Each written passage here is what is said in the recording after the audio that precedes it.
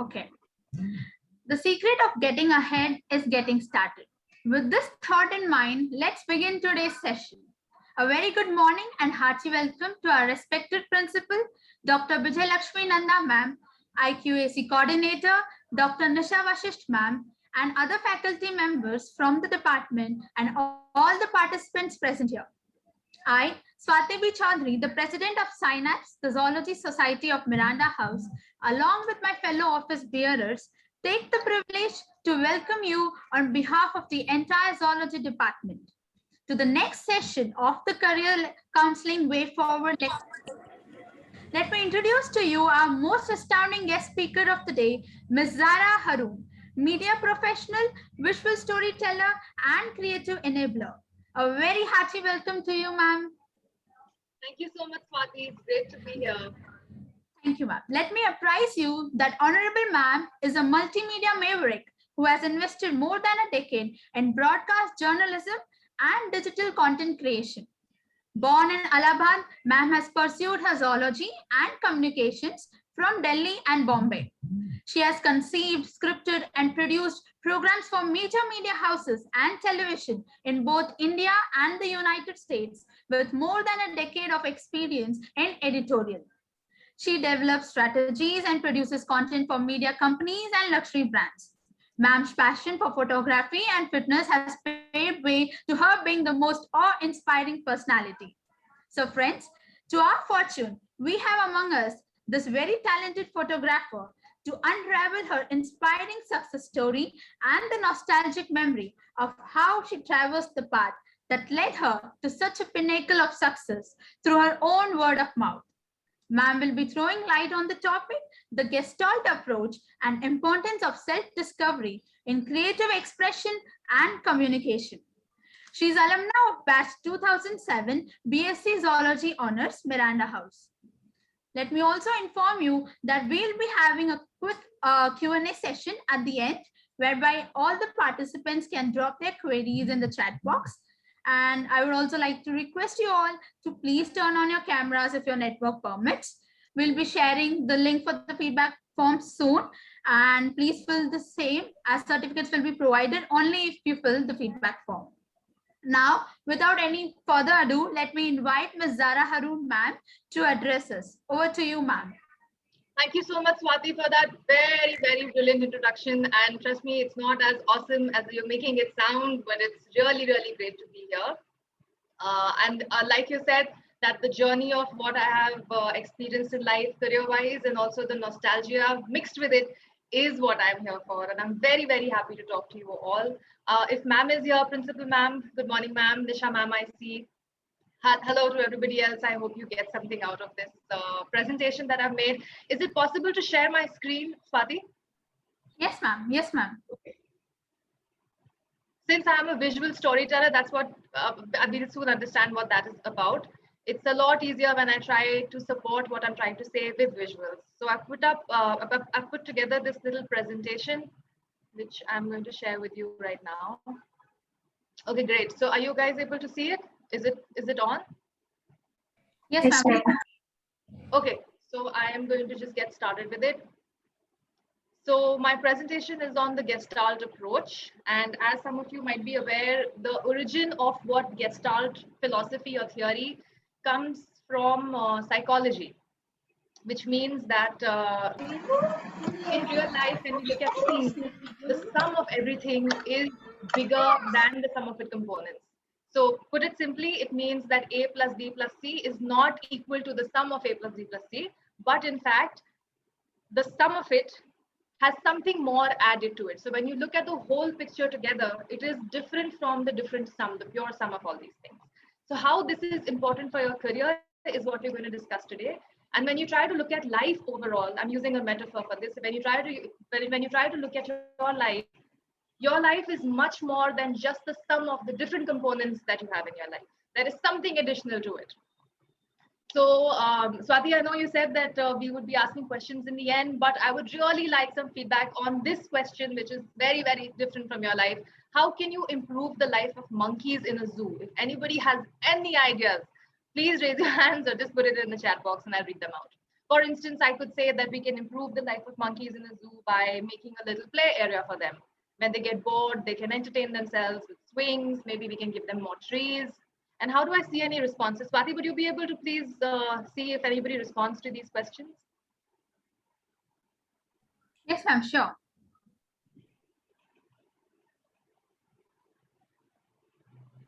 So far, I cannot see anything in the chat box, ma'am. So okay, so I'll just move ahead.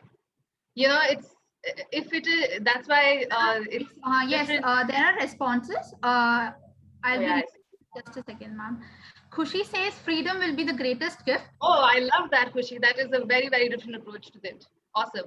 Arushita, and then somebody says, yeah, she says that Arushita says that by educated everybody that they don't tease them, which is very empathetic. And Nisha ma'am also says giving them freedom. Great.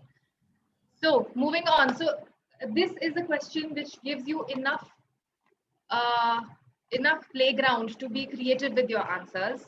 And why that happens is because there is critical distancing with the topic that you're discussing. It's easier to think about how to make monkeys happy because that does not really affect your life so much. Now imagine if the same question were something that is closer to your heart, something that is closer to you in the sense, if I were to ask you, what can you do to make your parents happier? Or what can you do to make your entire college work a little bit better? You may have suggestions, but then there will be, when we try to discuss a topic like this, which is closer to our life, closer to our reality, there are more chances of conflicts happening, discussions getting heated up. That's harder. So critical distancing is something that gives you enough chance to be more creative with the way you approach things. When you distance yourself, I don't know if you guys are doing dissections at this moment, but there is a mental firewall that comes up when you are going to cut something open because you don't relate to it so much. It is an object for you, it's a specimen. Okay, so that being said, all our answers, two answers were similar, of course, but then that is where the context comes in. We know that monkeys are also mammals. They also live in social setups. They also have societies.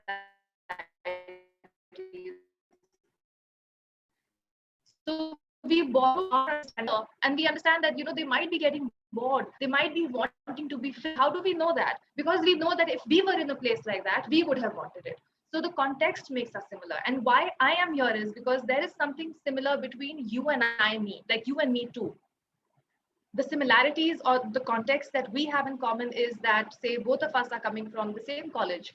At some point in time, I was exactly where you are in life, where I was sure about I wanted to do something great with my life, but I probably didn't know what exactly I could be doing. Another thing that makes us similar is that, there might be a lot of you who are Indians. In fact, I'm sure there might be somebody who is from abroad, but most of us are Indians. So the cultural context of what Indian society is like, what our parents' expectations is like, we would be able to empathize with one another, and that would be common between us. Another way we are similar is we are all women here. So the pressures of being a woman, of how life unfolds for a woman, of course, there could be a personal differences about everybody's life, but statistically speaking, all of us being women, that also gives us a similar context. So now I'm going to show you a little bit about my life back in 2007. This is an image, one of the first pictures I clicked off the lab desk. Now I'm sure it must be all renovated and your equipments must be different, but this is the experiment where we tried studying salivary, the action of salivary amylase on starch. So, each of us were given one of these palettes. I don't know if you guys must, I'm sure right now the experiments nahi ho rahe honge because you can't be there in person. Once you start, perhaps you put your hands on it. So this was one of the first pictures. If you see, there is nothing remarkable about it. It's just a shot because I was just starting out then. And later on, I studied my specialization in my third year was entomology. So the picture that you see on the left is the picture of a specimen that is pinned. We had to make these, we had to collect a lot of insects and preserve their exoskeletons, and that would fetch us marks. So I started photographing from a very early time in my life. I must have been, I don't know, maybe 17 or something, or 18. And that's when I started clicking photographs of specimens. And before I could actually start enjoying this lab work, somehow the outdoors always lured me. And most of the time, whenever classes were not on, I would always be seen in, there are little nurseries. I'm sure there's still some next to the chemistry lab. I was in the hostel, and the hostel also is a very beautiful place to be, and there are lots of plants there. So I would always go on clicking, and it was like experientially, it was more attractive for me to go click these insects in their natural habitat. And soon I was able to click them doing a variety of things. Like here you see a bee collecting nectar, the butterfly with the margins, the wing margins are, maybe the butterfly is old. I'm not sure how it must have gotten it, in that situation. There's a wasp drinking water, and then there are these centipedes mating. So I started getting into animal behavior, which was very different from what I was being taught in class. And that sort of led me on to understanding that there is interconnectedness amongst all organisms. So I'd be say these two photographs, they are from the same plant, or the plants might be right next to each other. And then that's when I understood that there are many species that are coming to the same plant. So there are spiders and bees, and if you go lower down, there'll be ants and earthworms, and all of them are coming together because of this one beautiful plant. And I also understood that I am also a part of that living system. There is an ecosystem that works together. So understanding interconnectedness happened. And very soon in 2011 onwards, I started understanding the technicalities of light and color. So this is with photography. So I believe that if you like doing something, then you just actually try to be good at it. In the sense, if I am a dreamer and I like doing something and I go out randomly performing things, if I'm an artist, I perform. If I am a painter, I paint. You have to have the expertise as established by the industry, by the market, by the honchos there. And then once you become an expert, then you put on a little bit of a twist to it.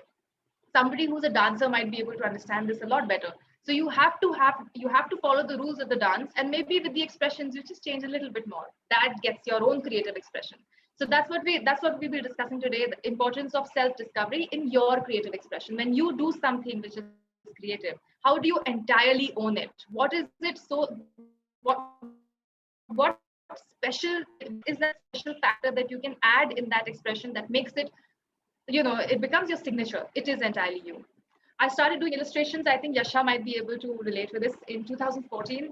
And most of my illustrations were about juxtaposing the organic with the inorganic. It was about juxtaposing the softer elements with the harder machinery elements. So here on the right side, you see it's a plant that is sprouting butterflies. I think this idea came from a rose bush where you have very delicate rose petals, flowers, with the thorns. And maybe the idea here was something subconscious, which meant that only you have the scissors to clip your wings. You yourself is the only thing that is stopping you from doing what you want to do. So this was in 2014. And last year, I ended up designing a cover for a book for the University of Wales. This was again a juxtaposition of the Mughal style flowers, as you see in Mughal paintings. And that is overshadowed by this moon, which has a digital circuitry inside it. So all of it coming together, starting from my lab to this, is what my journey has been like. Okay, now coming back to why context is important for your career. So this guy called Kurt Lewin, he said that any organism cannot be viewed in total seclusion from its environment. So if you were to get a fish and you didn't know that the fish lives in the water, none of the structures inside that fish, be it the gills, be it the structures of the mouth or the eyes, none of that would fall in place unless you knew that it was an organism that lives in the water. Something similar happens to us in our lives. If we were to look at ourselves in total isolation from our socio-cultural realities of what is expected out of us, the things that we ourselves want to do, and we only look at our career as something that we want to achieve, a designation or a job with some company, it is probably not going to be, it's not going to be able to give you a whole picture of why is it that you want to achieve it. So giving yourself context is important. In this picture, I was at a beach in Bombay and I was looking at these kids who are going to school. Also, why I put this picture here is understanding that you are coming from a place of privilege is very important. That is the context. We are all sitting here in colleges, in studying. There are lots of people who are of our age who are not able to do that. That should give us enough reason to try really hard and help them, be there for them, in every way possible. And why not? Why wouldn't you want a career that actually changes the social fabric that you're living in, makes it better, which makes it more, how do I say this, more welcoming, more inclusive. So if anybody has been to the rock garden in Chandigarh, this picture is actually from there. So the theory of the organism says that organismic behavior is goal seeking and it's not random. So the Nek Chand was the guy who designed this. Why do you think Nek Chand put all these waste materials together and came up with a park like that? Because probably there was something that he wanted to express. There was a need in him, that's intrinsic expression that he wanted to put out there. So like every organism that we see across life forms, even from the smallest unicellular organisms to complex multicellular beings, each of us has a goal seeking approach to our biological functions. And that is what leads that to a continuity in biological ecosystems. But when it comes to humans, aspiration is something that is specific to us. We may argue that maybe, how do we know? Maybe there are other species that aspire. And I understand. If it is, then I would be very, very happy to learn about it. But as far as experience goes and research goes, human beings are the ones who have the power of storytelling. And that has somehow gotten into our evolutionary machinery. The storytelling which says that, we belong to, we have an identity to ourselves, that I am, say for instance, I am the daughter of my father, who is the son of his father or mother. So there is a story, there's a line to us. Many organisms, say like many monkeys for that matter, the closest that we know, they might not have that power of storytelling. And that knowing that, okay, I'm coming from a family like this, I'm coming from a society like this, that gives us aspiration to change or form the cultural landscape of our civilization. And that is what builds economies. That is what drives businesses. That is what makes India the country that it is. The power of storytelling, which brings us all together. And we know that, okay, this is what our country is about, and this is where we want it to go. So aspiration is something that is very specific to humans. And when it comes to finding an aspiration for your life, what is it that you want to do with your life? I actually had a little bit of an exercise planned out. Swati, is this a good idea to go ahead with it, or should I just move on with the presentation? It would take like Yes, ma'am, you can. Sure, ma'am. We can. Okay, so if you guys have a pen and paper with you, or if you have your phones, it would be awesome to take it out because I'm going to make you write something. So you have to write down 6 different aspirations that you have for your life. It could be something which is, you may aspire to have something material. You may aspire for a house or a car. You may have something intangible. You may aspire to have a beautiful relationship with your partner. You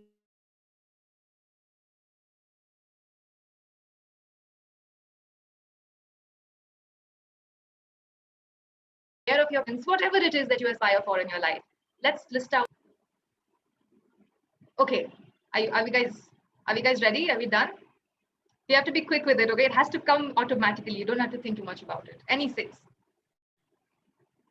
Okay, should I go ahead? Yes, ma'am. Okay, so writing down the 6 of this, you may have gone to many different dimensions of your life and I'm trying to understand what is important to you. Now you're requested to strike out 3 of these aspirations. Just cancel them out, wipe them off. They don't exist. And trust me, this is the least painful. Take them out. So you'd be left with 3 aspirations, the most important ones. Now strike out another one. Done, now you're left with only 2 aspirations. Yes, ma'am. And now is the most painful bit. Strike out one more. So you're left with only 1 aspiration. Very hard to choose now. Yes, ma'am. Okay. So now that 1 aspiration that you have left is your primary aspiration. That is something that you are really, really driven towards. Whatever it is, and there's no shame about it. Whatever it is, that is yours. But do you think that 1 aspiration is big enough? Is that going to fulfill you enough that you are able to cancel all the other 5 out? Can that 1 aspiration compensate for the lack of everything else? Probably your answer would be maybe not. Maybe for some time, but then I would want to do the other things too. So why we're doing this exercise is to know that when we look at careers, we try to have a reductive approach to it. We try to chase that one thing. But what gives us real fulfillment in life is a combination of aspirations, a couple of them. say 80% of your all your aspirations of your checklist, if it's done, you do have a successful life. You're happy with it. Things are great. There's no problem with it. And in my personal life, when I have to get into something new, if 80% is fine, I use this 80-20 rule. If 80% is okay, I'm fine with it. I can adjust with the 20%. But say, for instance, if 50% is not okay, then no, I'm not ready for it yet. I'll wait it out. I'll let life teach me that, okay, this is how it's supposed to be done. So that is something that maybe a tip that you might be able to use in your life as well. If it works 80%, you're doing good, girl. You don't have to wait. You don't have to worry. Go ahead with that choice. If it's a career, if it's a life decision, go ahead with it. So when it comes to the career development bit, in that triangle, you'll be seeing one side is self-awareness, the other bit is career exploration, and the last bit is career planning and management. Out of which, let's keep career planning and management aside. It's an entire industry which requires, specialized approach to, say, for instance, you've already decided this is what I want to study in this college in this country, or this is what I want to study. This is the exam that I want to qualify.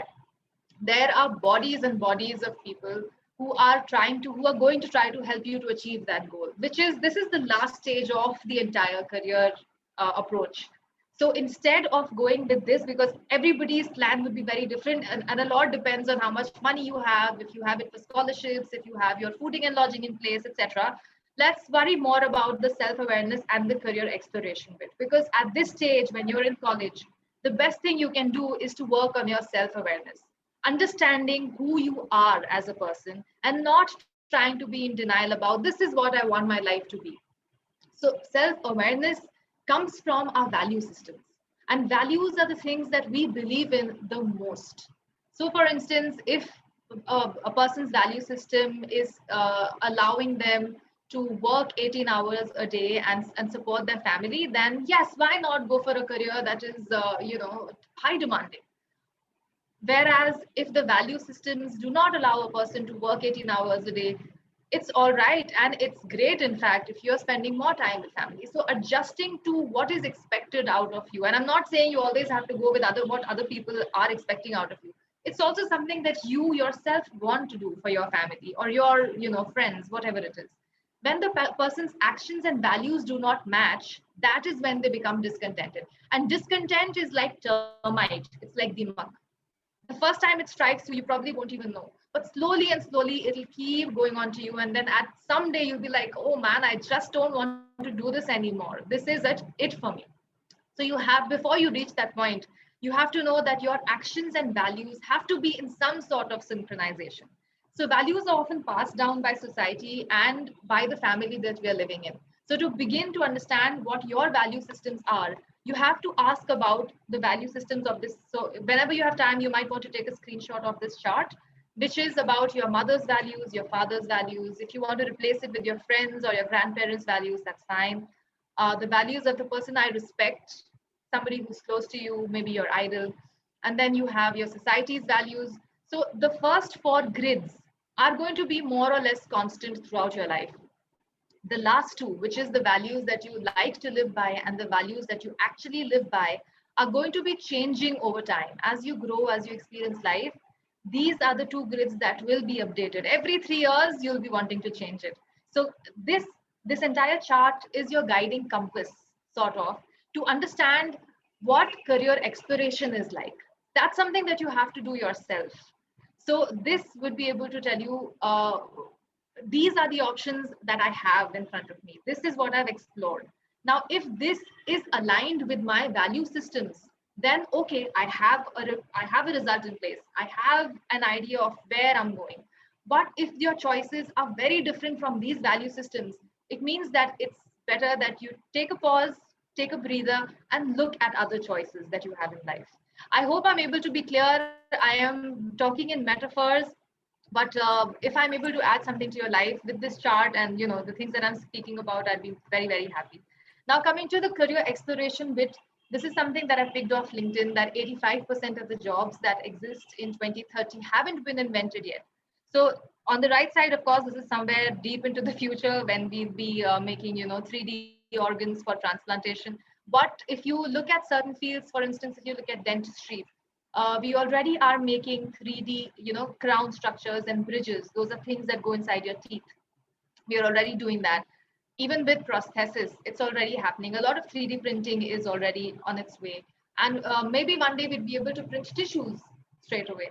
So this is something why I want to bring this bit. There are many options there. You'll see augmented reality journey builder. There's a biofilm installer. So these are the career options that you already have today, but they may not be. They have already been initiated. The process of making these careers has already started. So you should not look at your career as a book on the shelf, that this is what is prescribed and this is what I'm going to do. Instead, you need to read about what's going on in the world around you. Is it pharmaceuticals that's growing? Will it have more jobs? Is it sustainability that's taking the center? Will it be able to make me happy when I work towards it? Is it the energy sector because the world is going towards a crisis? Is it food or nutrition? Or is it mental health awareness? Whatever it is, you cannot, it's just a suggestion. You should not look at your career in isolation with your current reality. So keep updating yourself with whatever is going on. And when it comes to careers in mass communication, the three things that are written in bold, these are the three aims that I have always worked towards in my life. I decided to pursue mass communication to be able to contribute to the public understanding of science.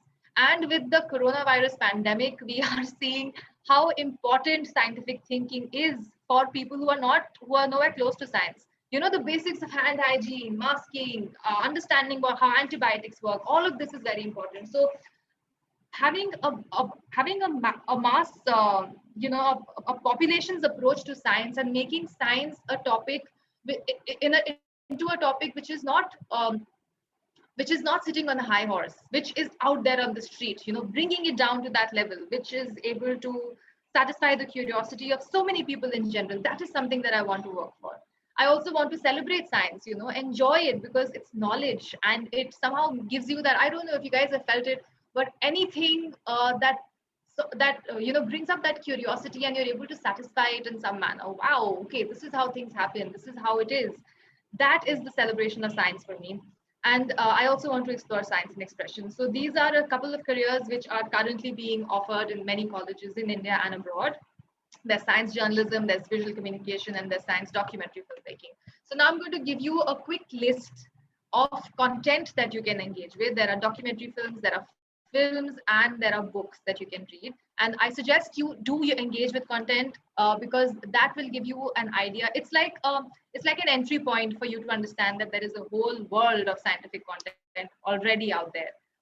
So the first one is The Most Unknown. This is a series on Netflix where there are 9 different scientists from 9 different fields, 9 different disciplines. So say a physicist meets with a biologist, meets with an astrophysicist, meets with a sustainability scientist, and they all collaborate on different projects. So the idea is that we never think of 2 disciplines coming together and creating something just for the beauty of it. But when that happens, then the most unknown bits of it are the most beautiful. So you have to watch it. It's a 1-hour film. The other one is The Bleeding Edge. Now, The Bleeding Edge is a commentary on the pharmaceutical companies and how we have to, all of us need to wake up to the realities of how the market or the money shapes pharmaceuticals, which in fact go into our bodies. So, things like, and this probably doesn't involve the topics that I'm going to say, but when you look at, say, menstrual hygiene, it is something for women, which say only a smaller percentage of women have today. Why not make it simpler for everybody else in the society? And why can't a person or a student from a science background do something about it? So when you start with The Bleeding Edge, there will be a lot of myths that will be busted. It's quite an interesting watch. And another one is Home. This is available on YouTube, and this is a beautiful film. It's very involving. It has beautiful aerial shots about how the Earth came into existence and where we are headed towards. So watch these documentaries. This is a film that I specifically liked. This is called The Arrival. And this is about 2 heptapods. Those are aliens, by the way. So they come onto the Earth and they try to communicate with human beings.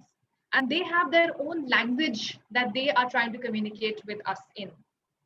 So this busts the myth of linguistics. So the circle that you see on the left around the arrival, that is their symbol, which has mathematical undertones. So it's actually a mathematical symbol. So when you zoom in the movie, the lead, the protagonist zooms in and tries to understand. There are fractions in it, there are calculations in it, because math is the universal language, right? So this is also a movie that you would really enjoy watching because it's about heptapods. You might be able to see, they spray ink, the heptapods, they spray ink like that, and then the symbol comes in. So none of these stories are exactly about, the storyline is not about, say, drug discovery or something which is completely scientific in nature. It is the person, the center of it, the protagonist is a scientist, that's true. But the way the undertones of how beautifully a scientific concept merges into the storyline is what visual storytelling is about. The next one is Annihilation. This is a hauntingly beautiful film about a certain area on the earth where a meteorite has given a rise to a lot of radioactivity. And because of the radioactivity, the DNA of all living organisms has gotten scrambled up. So you'll see that the morphology of the organisms is changing as the DNA is changing. So again, very, very beautiful visuals, a little bit of dystopia, horror. So do not watch it at night because it will stay with you for a couple of hours, but definitely worth giving a watch too. This is a book. This is the three body problem. And why I like this book, this is more of a physics approach to, so a three body problem is a problem in physics where it's easier for two bodies to go into some sort of a pattern and stability if they are in movement. So, they can move like this and they can move like this for eternity. Whereas whenever you introduce a three body, there is chaos. They do not follow one stable pattern. They go in all different directions. So this is a planetary system. In the book, this is a planetary system. There are three planets that are going to be moving around one another. And there are organisms like human beings. There are civilizations on that planet. And those civilizations have the ability to dehydrate and go into hibernation and then rehydrate and come back to life. Now, I have a feeling that this is borrowed from bacteria, or it may be viruses, but some sort of unicellular organisms that know that when the conditions are not all right, they go into a hibernation mode. They dehydrate, specifically with the loss and the regaining of water. A very interesting book, very involving. And this one is Clone. This is something close to home. And this book is about, there is one instance in this book. This is about sustainability and animals, ecosystems and all. And there's one instance in this book that talks about a whale that is born in the 7th century and the whale that is born in, say, the 21st century, and how their lives are different. Because in the 21st century, there is a lot of human interference. There are submarines, there are ships, there is noise, there is pollution that's happening in the oceans. So this is again a very beautiful story about a clone, and that clone coming to face to face with the fact that she's the clone. And apparently, I just realized all the content that I've picked out, all of them have female leads. So again, context is important, and you will really enjoy watching and reading all of this. So my experience with multiple disciplines is that instead of trying to see what the books have tried to tell me, I instead have tried to express what I see.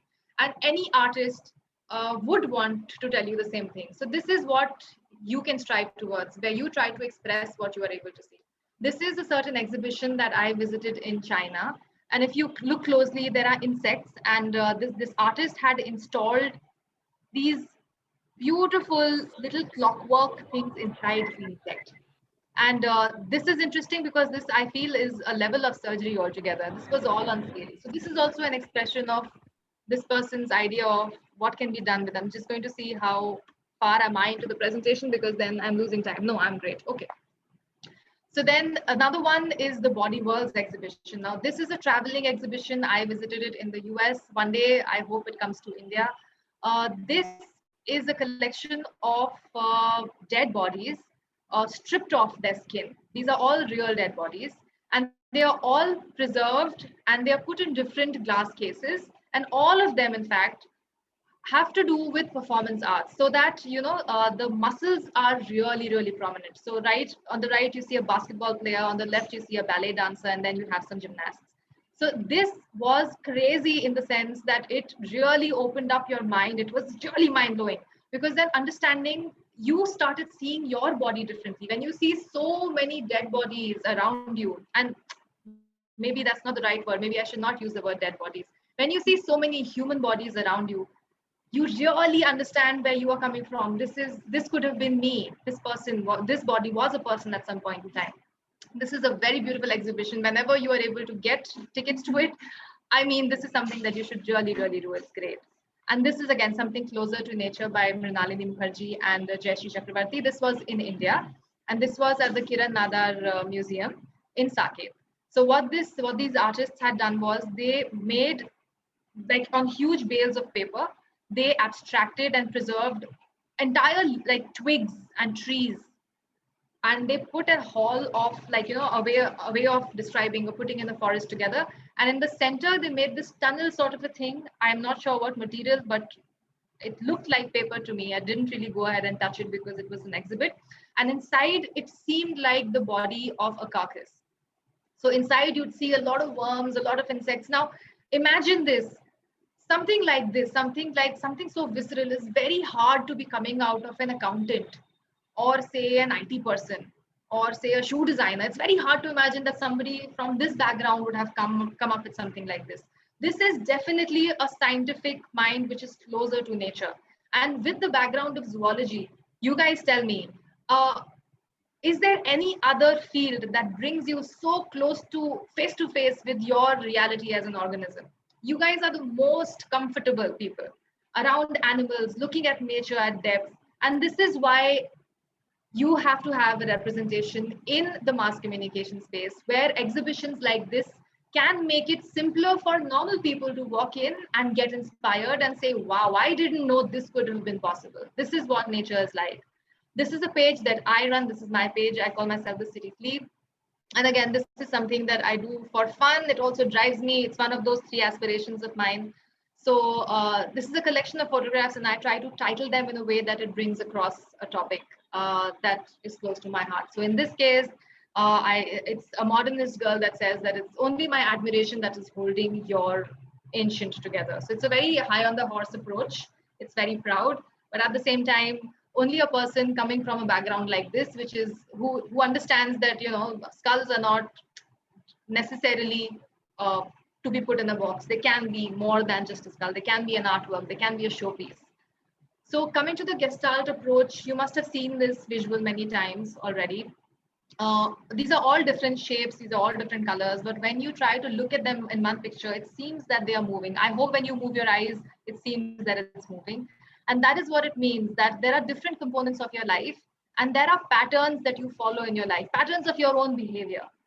And when you put all of it together, life comes across as this landscape that is continuously changing, that is continuously evolving.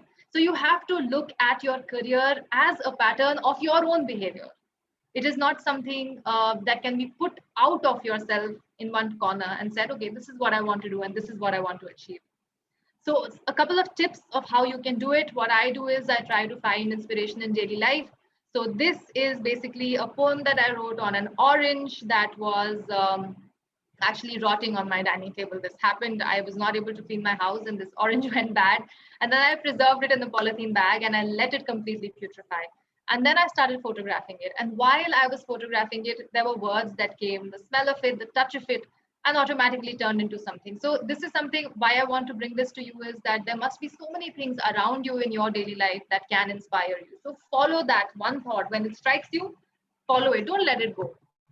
And then lateral thinking is something. So, in India, we call it jugaad. And now it has a fancy term.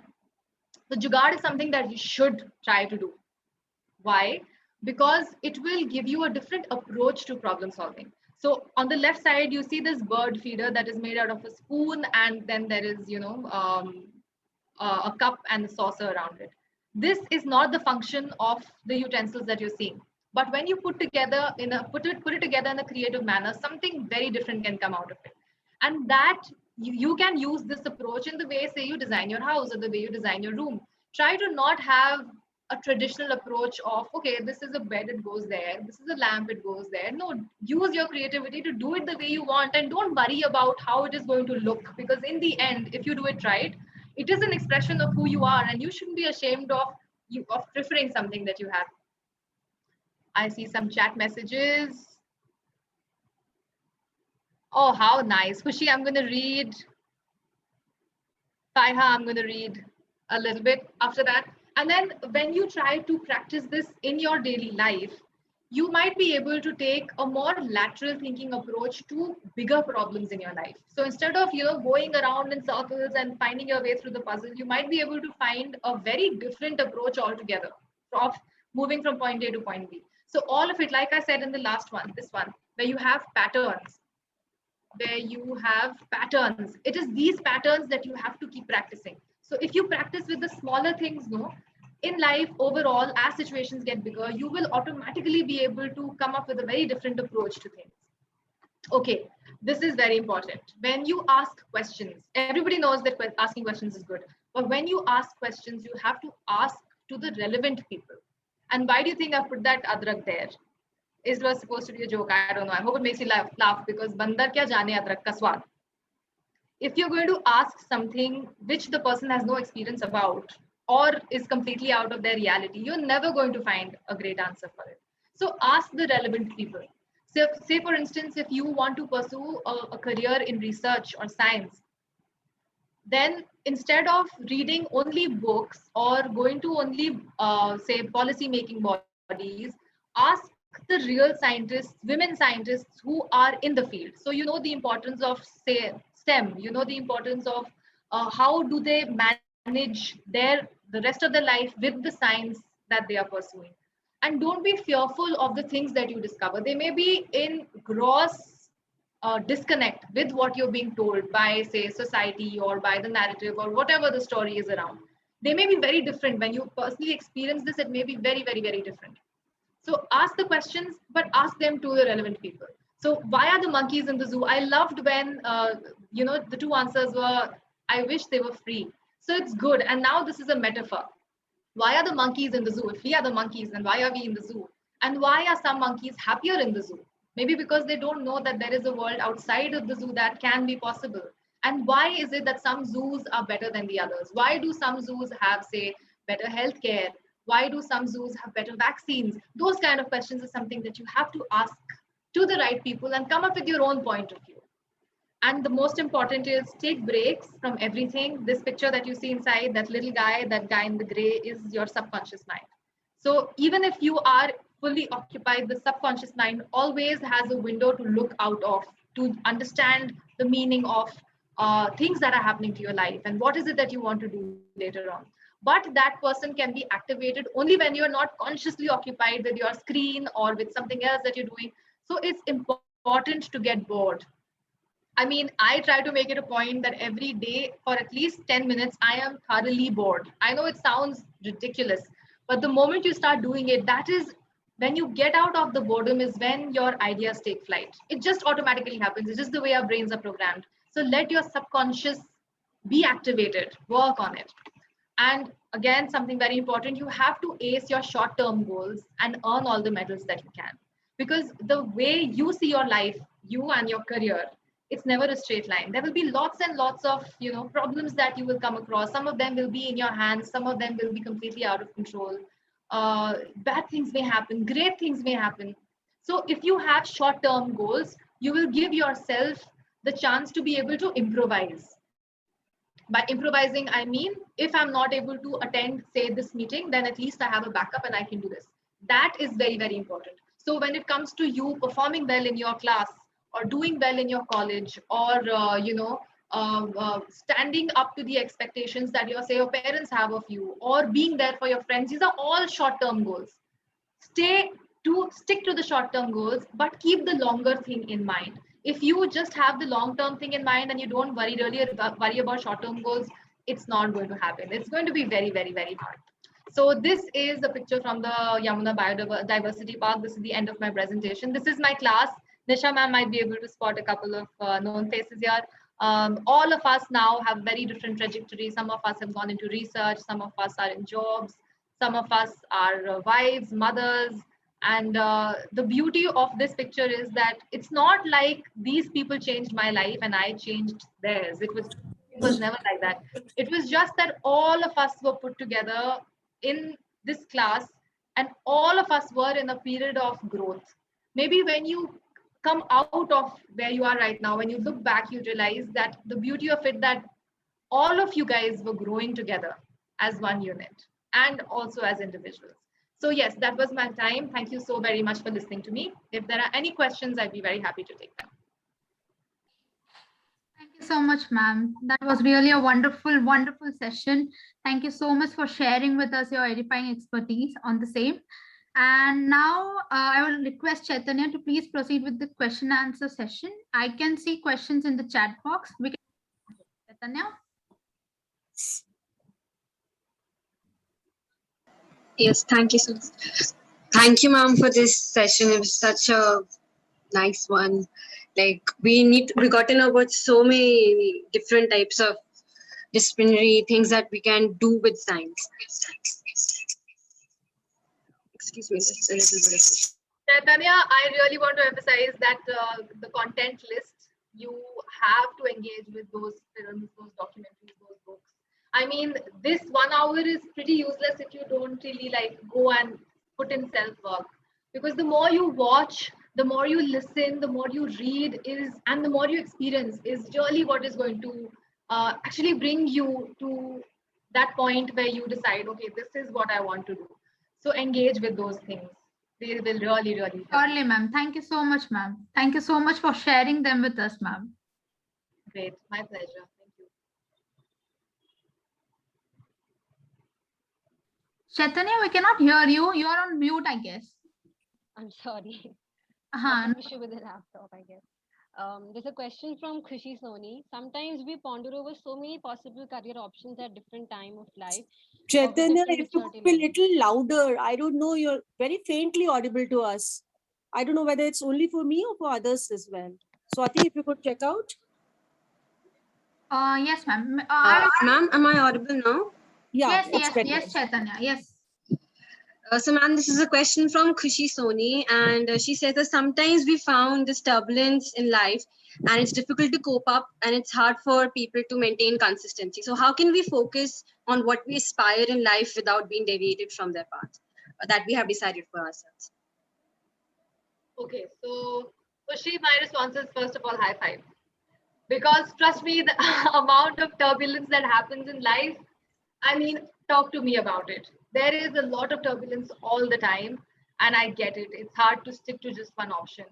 But there are two ways I want to respond to this. One of it is, if you really love something, like if you are convinced that this is it for me, the turbulence will be there, and you have to wait for the turbulence to pass. It is not going to be there forever, but that is only when you're sure of what you want to do. If you're not sure yet, then again, try to use the 80-20 rule. If 80%, whatever it is that you have in mind, if 80% of it is working for you and your life, then fine, be convinced. Convince yourself, okay, this is good for me. This is something that I'm going for. If you want, have a backup, okay? If I achieve this and then maybe there is something better waiting for me, I would go ahead and do that too, no problem. But use that 80-20 rule, because that will be able to become your mental tool to convince yourself, okay, this is good for me. Because mostly what happens is, because we get so uncomfortable with the turbulence, we sometimes change the aim that we have in front of us. Okay, this is where I wanted to go, but now the journey of it is a little up and down. So maybe let me see if I can change my aim. So it's good to have that flexibility. Be ready to change your aim. There's no problem with that. But the moment you set your heart on it, when you're sure, okay, now this is something that I'm not going to change, is when you should just wait for the turbulence to just pass. It will pass, trust me. 20s is the time of your life. You guys must be just entering 20s. 20 to 28 or 29 is very, very turbulent. There are so many things that you want to do. There's so much that life throws at you. You are discovering your own mind, your own body, your relationships, society in general. There is a lot that is going to happen. But trust me, as soon as you hit your 30s, all of a sudden, all of it will calm down. So throughout your 20s, you just have to practice to stick. You just stick strong. Whatever it is that you want to do, just stick to it. And if there is any specific something that you would want to discuss with me, I will drop actually in the chat box. I'll write my email address. You guys can reach out to me. I would be able to either connect you with the right people or be able to answer it myself. That is my email address. Okay, so does that answer you, Khushi? Yes, ma'am. Thank you very much, ma'am. Okay, awesome. My pleasure. Ma'am, a question from Damayanti. Since you Yeah. mentioned about the visual communication, how do you think science fiction or science biopics can be used in India to deal with the different superstitions, misconceptions, and lack of scientific awareness that we have? It's a great, great question. This is awesome. This is, Damayanti, I'm really proud of you for asking this. So as we see, India is a little bit, I would say, not really exposed. Our society has not yet been exposed to, say, science fiction storytelling as the Western world. Somehow, every time we see dystopia happening or the world crashing or whatever it is in the US that it's happening, but not in India. And why that is because maybe right now we don't have the storytellers to do it for us. So again, this is an industry that will prosper, and especially with the OTP platforms, with Netflix, with Amazon Prime, even with YouTube coming in, there are so many options that you will soon be seeing in your life.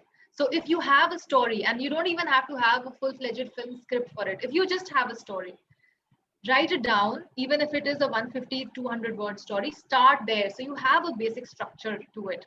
And once you have a proper story, you can approach proper, you can collaborate or you can approach script writers, take it into production. And in fact, recently there were some people who approached a very close friend of mine uh, to convert one of his books into a science fiction film. So this is something that's actually happening, and the time is absolutely right. So science fiction biopics can be used in India to deal with different superstitions. It is, if this can happen, then it is, film has always captured the imagination of the Indian heart. We know it. I mean, there have been blockbusters. The way the film industry runs in India, nothing else does. So if somehow we are able to put important conversations from the point of view of a scientific thinking, and then get it into the mass, something that goes to the masses, then it will just be the best approach to have. So if I'm not sure if I've really answered your question, because this is just a point of view of mine, and I'm quite sure that I am somewhere there, like I am striking the iron while it's hot. This is something that should happen, and it is only up to us to come up with these stories, because unfortunately there's a lack right now. We've always explored romance brilliantly. We've done a lot of other historical biopics. We've always been, and we should be very proud of our history and culture, that's true. But we also have to be very proud of our scientists. Why not? I mean, I don't know if there's a film on Kalpana Chawla. She was an astronaut, she was a woman, and she had such a great story. Why not make a film like that? We've seen so many films about outer space. There's Gravity, there's Martian, there's so many films about outer space. But why didn't we have an Indian astronaut there? We should, right? So that's something that we have to work on. We can make it happen together. Okay, so anything else that we have? Thank you so much, ma'am. Now I'd request Khushi to propose the vote of thanks. Thank you, Chaitanya. So I would like to take this opportunity to place on record a hearty thanks to Ms. Zaara Haroon ma'am for taking out time from her busy schedule and for the guidance she has extended to all of us through this event. I would also like to highlight the idea of context that makes us similar, how aesthetically you captured the nature and found connections between everything, the abstract idea of nature that you presented, and I'm sure that these informative insights will help us in planning a bright future. I would like to thank our principal, Dr. Vijay Lakshmi Nanda ma'am, for giving us permission to organize this event. I extend my thanks to Dr. Nisha Vashisht ma'am, IQAC coordinator and teacher in charge of zoology department, Yasha ma'am, the Synapse advisor, and all the professors for guiding us throughout the event. I would also like to thank the Synapse Union who really endeavored to make this event successful. I congratulate all the participants for their active participation. Thank you once again. I wish you all a great time. Yeah, So much, Khushi. before we end up, Zara, I would like to comment here. First of all, I would like to congratulate you for this brilliant expression of yours. It was truly awesome. I was so happy to, because last time I missed when you had come to the department. Yeah, so it was really good. And just for your information, your passion has become a reality now. We have in our curriculum animal behavior as a subject. Yeah, so Wow. that's yeah. So I'm really hoping that many of our girls, they could really get the chance to express themselves the way you are doing now. Ma'am, So thank you it's, so very much. And I'm so happy that this is happening. I should be able to, I'll ask Swati to send me some links or some study material, because that's something that is very, very, very cool, understanding animal behavior, observing them. And I mean, it's something that really, really moves me. and thanks for bringing up that concept, the Gestalt concept for all of us. Thank I'm you sure so it's going to help them to evolve. Thank you And so very much. just Thank you to, so much for having me, ma'am. Thank you so very yeah, much. let me introduce you to some of the, I don't know, yeah, Sadhna ma'am was there, I think, when you joined. Hi, and Rekha ma'am Hello, is there. ma'am. Zara, yeah, hi. Ma'am is also there. How are you? Hi, I'm fine. How are Good to see you? you again. I mean, it's so nice to see you again and again, and listening to your success stories. And I'm sure the students who have listened to you today, they must be, motivated to do something different in life and following their passion. There is no doubt about it, and we are always happy to see our students successful, not necessarily in zoology, any field they go. I mean, they do excellent work, and it's such a proud moment for us to know that yes, one of our student is there. They are in the media, they are in the this IPS, some are IAS officers. It's so nice, it feels so good for us. That is our reward. I mean, we don't need any kind of medals or trophies. These are our trophies, that the students are I think there's a connectivity issue, Rekha, at your end, or maybe I'm not able to hear you. Yeah. Yes, ma'am, we cannot hear you. Yeah, Ma'am, I want to say Swati, now, please, ma'am. I have just received a message from you that we need Yes, to ma'am. leave this platform. So with this, Zara, because, this is to be given for some other event. Yes, ma'am. Ma'am, I just wanted to say one quick line that thank you so much. I owe a lot of it to you, Nisha ma'am, Sadhna ma'am, Rekha ma'am, everybody who's there. Thank you so much for being part of my life. I've learned a lot from you all. So yes, that's just. I'm so sorry I got disconnected. Actually, my connection is not very stable. So I hope, everything is good, and we again meet more and more times with you. And these students will definitely follow your advice, whichever way they find it useful for them. And I was just saying, if I don't know if I was heard that time or not, that the rule of 2020, which you explained, was really good. Thank you so much, ma'am. So it was like, yeah, that is what exactly happens in life. There are so many turbulences in life, and we also get shaken up for a moment, but not that you have to then think, you have to then introspect what exactly you're looking for, and are you able to cope up with this. And the way you have explained it to the students is very good. Okay, and it's more understandable by, as a animal behavior. We know that when the peer groups, when their own seniors, they tell them something. Yeah, so it's with everybody actually. All so right. Nice to see you again, and thank you so much for coming and sharing your thoughts with us. All right. Thank you, Zara. All the best, and keep rising and keep shining. Yes. Thank you so much, ma'am. Thank you. Okay. Bye. Have a nice weekend.